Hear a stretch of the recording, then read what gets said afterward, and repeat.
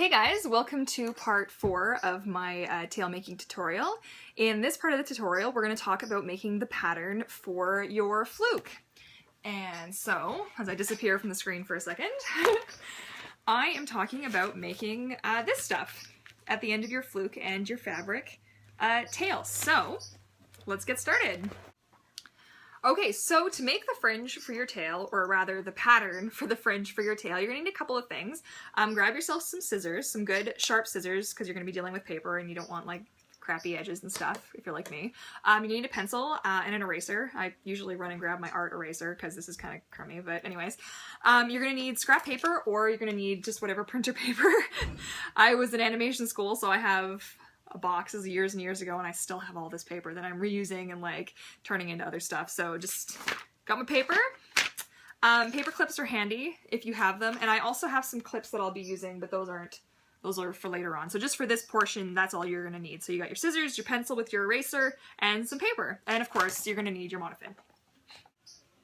Okay, so I think I've got a good setup here. Hopefully you guys can see the counter, not so much me, but that's okay. So what you're gonna do, you've got your monofin. You're gonna hopefully already have a little bit of an idea of what you want. You're gonna need enough paper to be the width and a little bit longer, depending on how long you want it to be. You may want to do your paper that way or that way. I'm gonna show you guys what I've got for this one.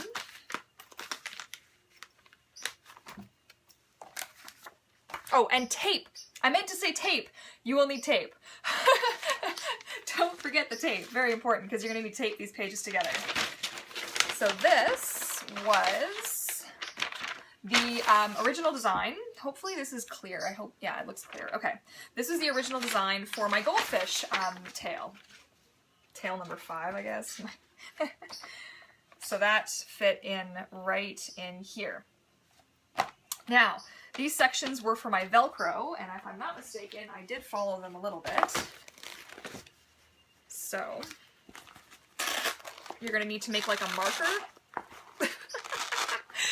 Look at how good this Velcro is, guys. I can't even get it open. That's really what you want, though, because Velcro opening underwater is garbage. Okay, so you can see where I followed my Velcro pattern with these big squares. And that's a whole other video that I'm going to talk about when you actually need to put this stuff in. I've got a really good system for how that works. But yeah, so that's just what that is. Now, the thing that we're going to talk about for this that you're going to need to be really aware of is the fringe is not just the fringe, it's how you get your tail in it, your fin in and out. It's also how things vent. So you'll notice like on this one, that there's like the spacing between, right? So it's like 2 flaps and then the space where the water can vent through. This tail was phenomenal. Of all the tails that I've made, this was the winner. This one vented like there was no tomorrow. I had no problem. Swimming in this thing is an absolute joy, if I can be totally honest with you. It looks good underwater, and I was really happy with how it turned out. So this is how I'm going to do things from now on. But you want to know, different monofins, I think, will have a different tendency for where the water is going to run off and how it's going to run off. So I kind of looked at how they designed it and thought, okay, well, if they've got this kind of a thing happening here and it kind of dips down a little bit here, so maybe I should put a vent there. Here it dips, there should be a vent here. There should always be a vent at the farthest end where the water is going to come out at the widest point on your monofin. This is just from my experience. I've had a lot of tails. I've had a lot of tail disasters where I thought they were going to work great and they just really didn't. So, yuck. Anyways, and then I included a little bit of aesthetic stuff as well. Like, this has nothing to do with anything functional aside from the fact that it looks cool. So any of the X'd off areas, that's where my Velcro is going to want to be. Okay, so now you're ready to go. You've got your design, you've got your idea. You're just gonna line the monofin up on the paper. If you're like me and you're a little bit, like OCD, a little bit of a control freak, you need to have stuff like totally perfectly lined up. You don't really need to, you just need to have it mostly perfectly lined up.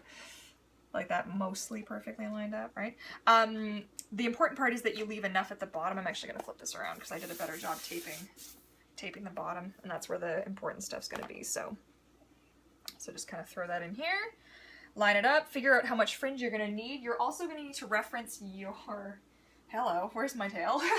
Here it is.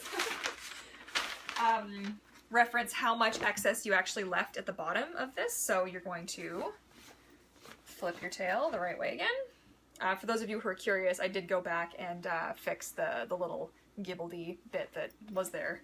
I don't know what happened. My sewing machine skipped a stitch. It's really tough when there's so much fabric for it to go through. It will just happen. It'll skip stitches. Anyways, might be a tension thing too. So this is how much excess I actually had. So you can see where I'm kind of going to be a little bit limited to in terms of where my Velcro will have to go, how thick it'll actually have to be, and versus how much extra. The paper is pretty much going to tell you how much extra fabric you're going to need, as well as how much you're going to need for your vinyl. So if you look at that, you can have a see here. My monofin on the inside actually fits, if I'm not horribly mistaken, until right here somewhere. Here, I think. She thinks. Instilling you with so much confidence, right? So you can see how much excess that I had. I think it was actually right there. Yeah, you can see a little bit of the line there.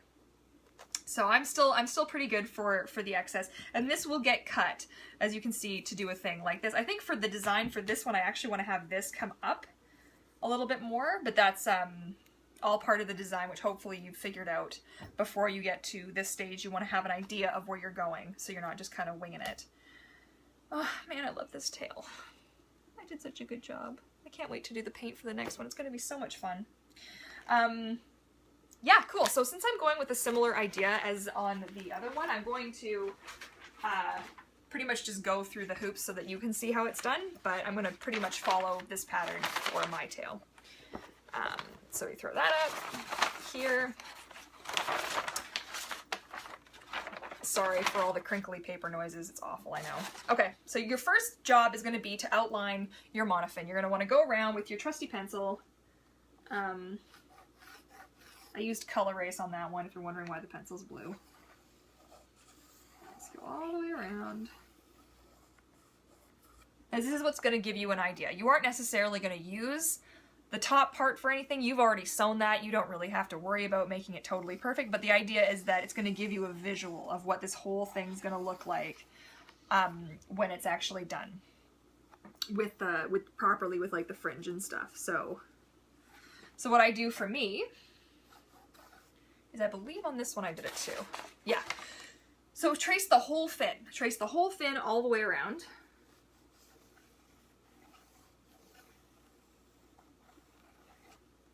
Let's try and make it a little bit of a thicker pencil line so you can actually see what the heck is going on. Just keep your pencil straight. You don't have to like curve in, just so that it follows the contours like evenly. It's going to be a little bit gibbledy because there's parts on my monofin where I've got little nicks and scratches and dings and stuff. So. Also, this is a good time to give you guys a reminder. If you guys are using the Aquarius monofins or any of the actual finnies, like mermaidy looking fins like the kids ones too, make sure that your edges aren't super sharp. Just grab a little piece of sandpaper and go around. You're going to prolong the life of your tail because it's not going to be cutting and digging into stuff. Like, when you first get these, they're actually quite sharp. I talk about this in that monofin video, but it is a good idea just to throw a little bit of sandpaper. It doesn't matter what this thing looks like. It's going to be in your fabric. You're only going to see it when you're practicing. So, you know, why not have it look a little bit nice? So here's where it gets a little bit crazy, and where I'm happy that they actually have some holes for you to go through. Hopefully my head's not horribly in the way. I'm just trying to get myself the basic idea of where this is gonna line up, sort of there somewhere. So the idea, I know I keep saying this, the idea, but the idea is that you follow the shape of the monofin. Like, don't try and like reinvent something that isn't actually here physically speaking. Like, they already have these cute little scales, you know, that's kind of where that body part of the fish would be, this sort of fin area here, right, that you're going to make maybe a little bit of a different color. It's all up to you in the design, but do try and follow what's a little bit already there, because it will help you to disguise it better if you're working with what you have rather than trying to, you know, be totally wild about it. And this is okay to be as is. The back is pretty much the same, so it follows a very similar line. I could have traced over that too, right? But that's okay. Okay, so there it is. So, did my guy just drive away? I hope his new battery's all good. Yeah, so this is actually me, like, I'm filming. I was in a mood to make mermaid tail stuff today, so this is just like going to be a bunch of videos where I'm all looking the same in all of them. Just because I don't want to let you guys down. I was taking a while there, and I want to keep rolling with it. Okay, so it's a little bit challenging to see on the screen there.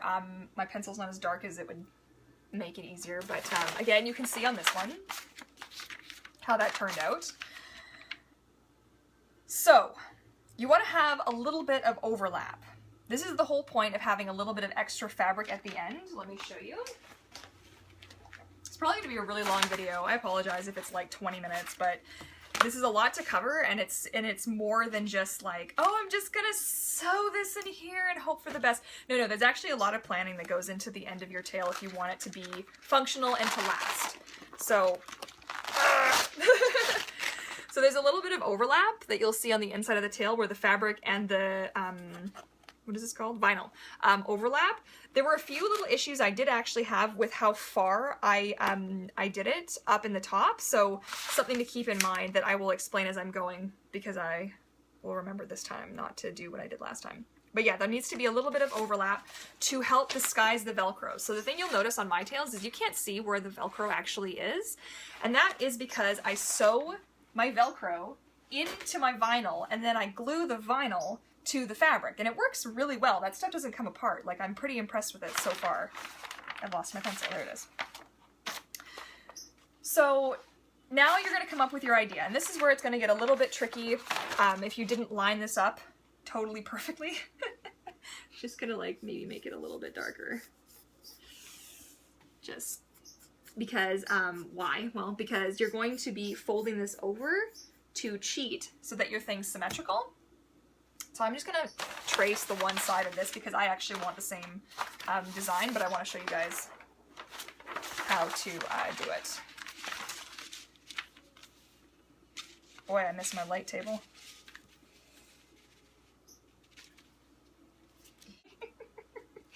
Okay, so you're going to be building off. So you want to think about how much extra you're going to need to keep for the Velcro, and I would suggest...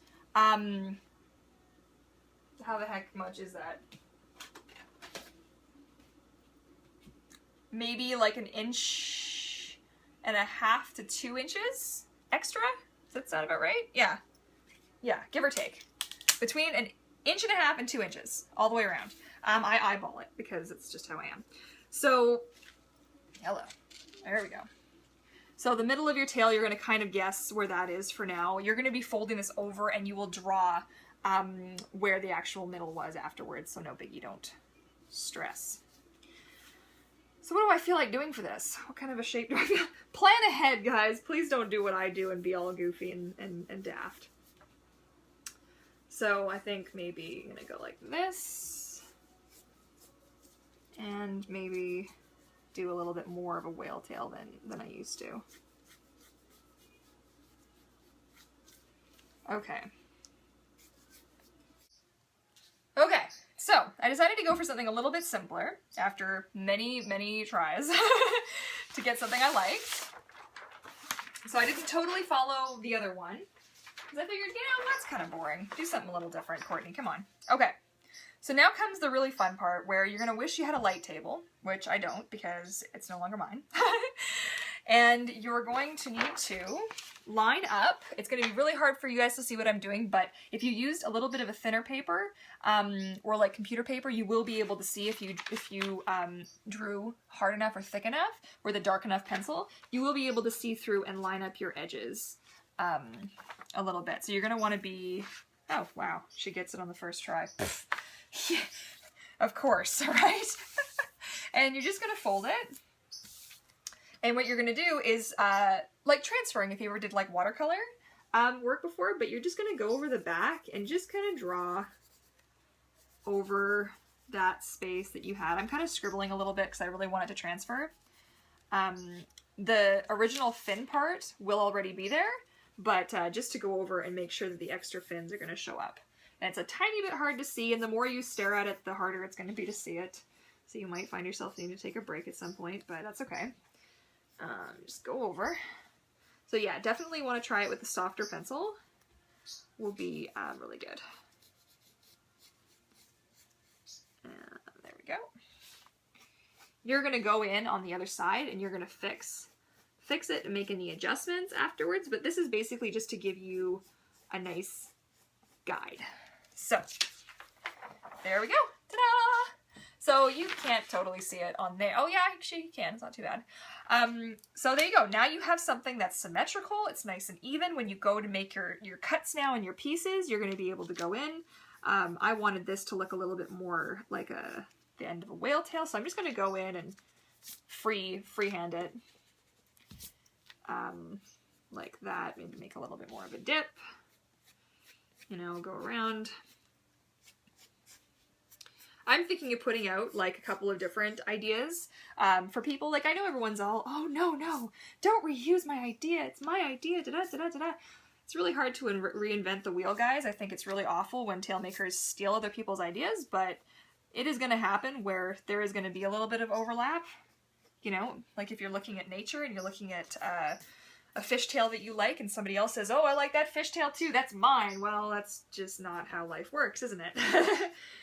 That's like if I say, well, I've got brown hair and nobody else is allowed to have brown hair. I actually have blonde hair, but you can pretty much do whatever it is you please. If you want to have a little bit of trim, you want to have actual indentations, there really is no limitation. The thing that I always want to stress is the more you add, the more weight you add to your tail when you swim. Now it is vinyl, so it doesn't absorb water, but you are going to have more Velcro, you're going to have more silicone and glue and stitching, and it is going to eventually start to get heavier and heavier. So do keep that in mind. And another important note is don't add vinyl fringe excuse me, to that shiny spandex. I'm just looking to see if I have some around that I can show you what I'm talking about. That shiny shimmery spandex I've been showing off.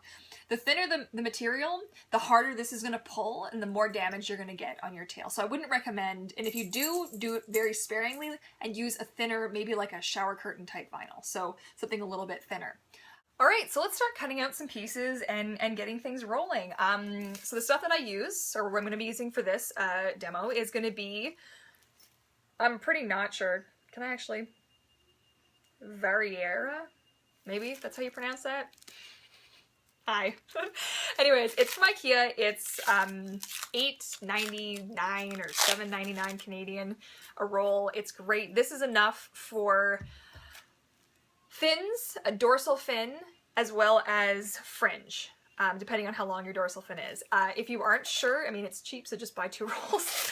You'll, having extra never hurts, right? So, whoop. So pull off the old saran wrap, get rid of their little instruction-y page, because we don't need that, because we aren't using it for drawers, are we? So it comes in this nice big sheet, like so. You're going to be making 2 sizes of this, and for this you can use a, what are they called? A dry erase or a wet erase. Apparently wet erase pens aren't a thing anymore. Who knew this? I had no idea. So dry erase pens work fine. It'll wash off on its own eventually, so you don't have to worry about that too much. But that's how you're going to do it. You're going to lay it down over top. Maybe I will go like that now so you can see what I'm doing. You'll lay it down over top. And you're going to get your trusty coasters. You're going to need weights for this to hold things in place. So initially for this video I was thinking of only showing you how to do the design and then doing the cutting out and stuff in a separate video. I may have decided that and this may be another video, who knows? But here we go. So you're going to attempt to get 1 and hopefully 2 out of the same chunk of stuff. I just have to go track down my dry erase pen because I don't actually know where it is, so I will be right back. Alright, so you're also going to include on there the where the actual fabric's going to be and where it's going to end and how it's going to overlap. So for this one, I'm actually trying something a little different. I don't know, this might be a huge disaster, or it might be really cool. Where I'm having this go a little bit in between the plastic, so it might be neat, it might be awful. We will find out. Stay tuned. Okay, so we're jumping a little bit back and forth here. I'm just lining up the corners of this with my pattern underneath, because I also need to remember I gotta cut the fabric to match.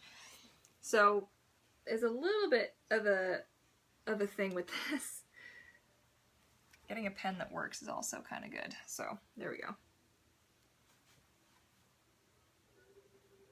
So what I'm doing is I'm just sticking my finger on the spot where under the line I can see where it lines up. Be careful not to move your fabric around too much, or it's not gonna, or this little method of mine doesn't work. Okay, so hopefully you guys can actually see it. So this is going to be the overlapping section. This is where the monofin lives up until this line. And then this is going to be the overlapping section. Then the Velcro will be on this side. So all this excess will get all cut away. So next I'm going to cut this out. And I'm also going to cut out the plastic. So the plastic's all done as well. You can have a look-see. So that's how that'll overlap actually right on top of this. So you can line it up. Ugh. God, I hate lining this stuff up. It's so hard. There we go.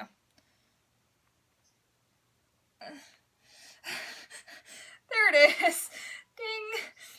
So yeah, so that's how that'll line up. This is where it's going to overlap, making sure that the lines are the same. So when you guys are cutting this out, you are definitely going to want to use weights to hold stuff down, because without weights, ching, that happens, and it's really annoying. So you're going to want to use weights to kind of hold stuff in place. I'm using, you can get actual like legit cool fabric weights from fabric stores. You probably get something at like a home improvement store. These were coasters, old ones, as you can see, that are very heavy, and I like them a lot for this because they're square, they're sticky, they've got like the little feet on the back so they don't slip around. They're really good. Although this stuff's pretty sticky anyways, but it's good to have something to hold stuff in place. Otherwise you're going to make a mistake and you're going to hate yourself and you're going to have to redo work you already did, and that's never fun. Although it is good practice, but still. So now for the next part, you're going to want to get the other side of this, because you do need 2 of these pieces. So hopefully I left myself enough. Did I? Oh, is it enough? Oh, I think it is. Okay, so you have them now. I have them with the rough and the smooth and the smooth on the, so the smooths are both touching each other, because these are going to need to be facing in on each other. It's important to do it this way so that they actually match. Now, if you're brave and you want to just straight ahead cut this, go forth and conquer. I'm a chicken, so whip out my trusty pen. Try not to get too much of it on the rough edge. All of this black ink that you see right now is actually on the smooth edge, and when I go ahead and I just grab my wet cloth, and it rubs right off. So like, okay, that you totally can't see that, but anyways, here maybe. There. You can see it's gone. So that's comes off like that, really easy, but it's a little bit harder to get it off of the rough side. I mean, it's not impossible. You just go soak the whole thing in water. It's just a bit more of a pain. Right on. So that's how that goes. Ta-da! As it rolls right off the counter. Okay, so now you just need to cut this out. You don't have to do the little squares for the Velcro on this guy. Keep them on that one. The only reason is because you're going to line it up with this, and then you're going to line it up with this anyways, and the kind of Velcro I use has a self-adhesive on the back. You're going to, of course, be gluing that as well. That's probably, this is getting to be a long video, so I'm going to probably keep that for like part 2, but this is going to be everything right up until that stuff. So now I'm going to cut this out, and then the next thing you'll see will be these 2 pieces. I'm going to test them out in the actual fabric portion of the tail. Okay, so this is pretty much what this looks like now. This is in. It's not obviously glued in yet, but you can see how that's going to line up, right? The monofin isn't pushed all the way in. That's why it's sticking over top of the Velcro spots a little bit, but that's something that once everything's actually glued glued and sewn in properly, and then I can push the monofin up a little bit higher, which means that this will get a little bit tighter as well. So, but that's what that looks like there. Pretty good, right? All right, so if you were doing this without the fringe, you were just doing yourself a nice fabric fringe, at this point, any excess fabric that you would have kept, you're going to find your monofin, you're gonna draw, wherever the heck it is here, where is that? There it is. You're gonna draw yourself your line for however far you think you're gonna need it. I think probably, can you see that? That far in. Leave yourself enough room to get the monofin in and out. Actually, maybe a little bit less, maybe like that much. So, back and forth a couple of times, maybe like back and forth, so back and forth. And then that's where you're going to leave it off. Then you just trim up your fringe the way that you'd like for a regular spandex tail without the vinyl. And yeah. Okay, so that's where I'm going to leave it off for this video. So that pretty much covered you for everything right up until the actual gluing in and the sewing on the vinyl, but that's really a whole other kettle of fish. So I'm going to save that for something else, because getting your vinyl lined up and getting it sewn and then glued in and then the ventilation, plus it's raining outside, I don't want to have all my windows open, so I'm gonna wait for a day when it's not quite so crummy out so I can have all the fans going and everything and not be freezing. Yeah, so that's pretty much it. I hope that was a helpful video. Again, if you guys have any thoughts or anything that I didn't cover or questions or whatnot, feel free to fire me a message, you know. And yeah, and I will do my best to either answer those separately or answer them in the next video. Okay guys, happy swimming, happy tail making, and we'll see you guys later. Bye!